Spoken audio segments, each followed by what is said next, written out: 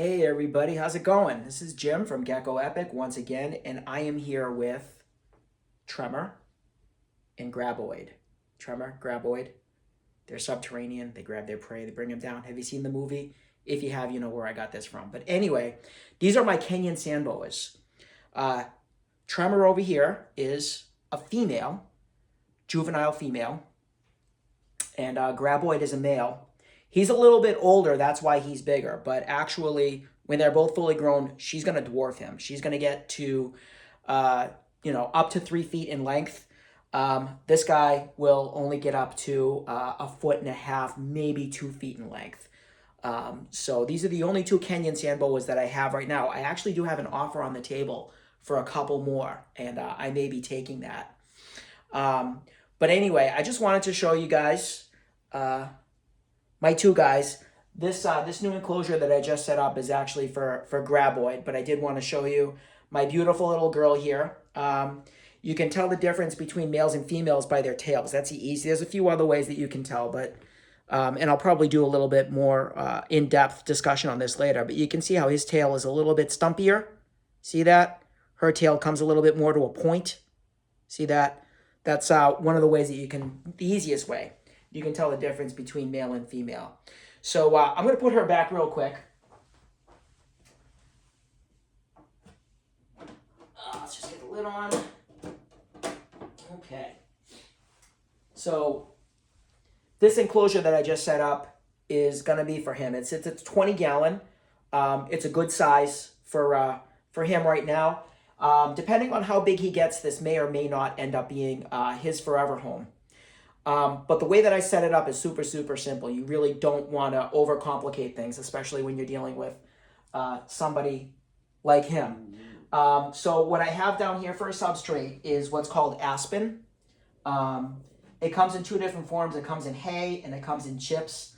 I actually prefer the chips better, but I didn't have enough, so I had to finish it off with some hay. But either or will work. I've heard some people say things about not putting them in sand because there's concern for impaction. Personally, I think that if your boa is healthy and it doesn't have any other health issues and it's well hydrated, it's got access to water, there really isn't too much of a concern for impaction. But just to be on the safe side, you can always go with aspen. It works. They like it. It's actually easier to work with. It's less messy. It's lighter. So that's what I have him in. And when I put him in, you'll see how quickly he likes to go down. Hopefully you can see that. There he goes. Just like that. All right. And when he's completely gone, there you go. There you go. There you go. When the kids come over, I love to tell them that this is my invisible dragon. I tell them, I went to the pet store and I paid $8,000 for this invisible dragon. Isn't that great? And they look at me like I've got 3 heads, and it's just lots of fun. And then I pull them out and they see the reason why, what I've got in the tank. Anyway, as far as what else I'm putting in the tank, he's got a heat pad over here that's underneath the tank. And I've hooked it up to a thermostat. And this is actually extremely important because you want to be able to monitor the temperature in this. This heat pad right now, oh, hey, he's poking his head out. This heat pad right now is set at 95 degrees. It won't get any hotter than that because there's always a possibility of him getting burned. So 95 degrees for the heat pad. You definitely want to make sure, before I get into that, the only other thing that I have in the tank is this combination hide and water bowl. You really don't want to put too much else in here in terms of decoration. They don't need any live plants. They don't need any humidity. They don't need moisture at all. Just, a bowl of water, something that's big enough for them that they can, get into it, which this is. And that's really all that they need. You definitely want to make sure that you have a lid that locks. This one locks in place. If you don't have one of these, if you're just using a regular aquarium, which you can, you want to make sure that you have the clips on either side.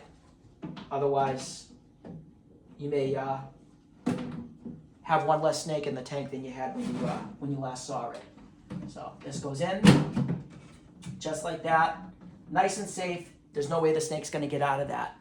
And I am gonna set it up with a light. They don't really need the light for heat. They don't need UVB.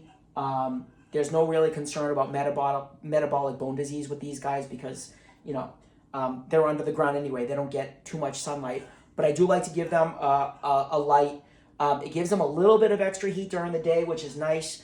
And it gives them a day-night cycle. So I'm going to end up setting this right here, and I'm going to put that on a timer so that it's on for 12 hours a day. And that's pretty much it. This is everything that I'm planning on doing today. I actually need to get to bed because I work nights. Feel free to hit me up with any questions that you guys might have, anything that you want to say, anything that you agree with, that you disagree with. If there's any content that you guys would like me to elaborate on later on for another video, I would definitely be interested in hearing what you guys want me to talk about. Again, I'm a brand new startup company. I'm called Gecko Epic. I'm located in Massachusetts. So if you live in Massachusetts, New Hampshire, Vermont, I'm hoping to have some reptiles to sell pretty soon. Feel free to please, if you feel so inclined, to hit like or subscribe. It would mean the world to me if you did that. I really don't have any expectations starting this off. I've had a love of reptiles my entire life, and I decided now at 47 years old to try to make a few bucks off of it, and maybe share my passion for reptiles with the rest of the world. So I hope you've enjoyed these videos that I've posted today. And again, I'll be back with some more. I hope to talk to you all soon. Bye now.